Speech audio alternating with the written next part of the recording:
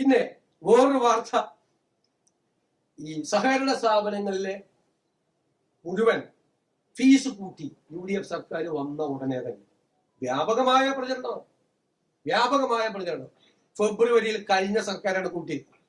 എഴുതി വെച്ചോ, കഴിഞ്ഞ സർക്കാരാണ് കൂട്ടിയത് ഫെബ്രുവരിയിൽ.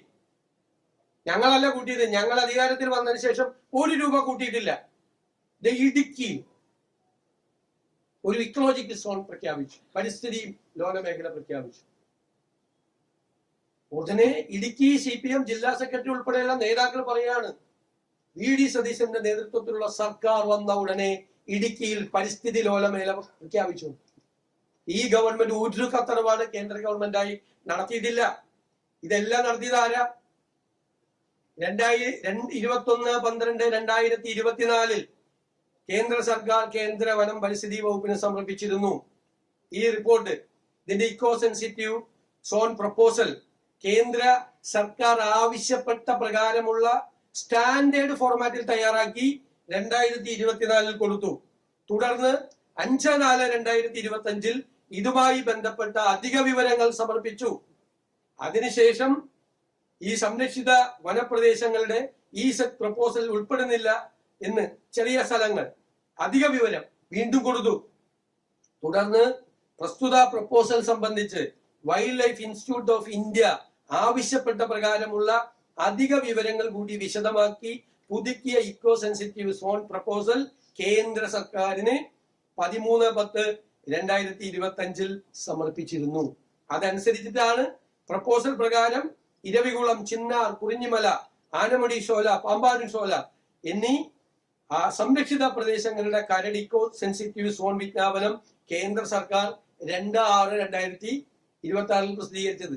ഞങ്ങള് 18/5 അധികാരത്തിൽ വന്ന ഞങ്ങളുടെ ഗവൺമെന്റ് കേന്ദ്ര ഗവൺമെന്റുമായി ഒരു കത്തിടപാടും നടത്തിയിട്ടില്ല.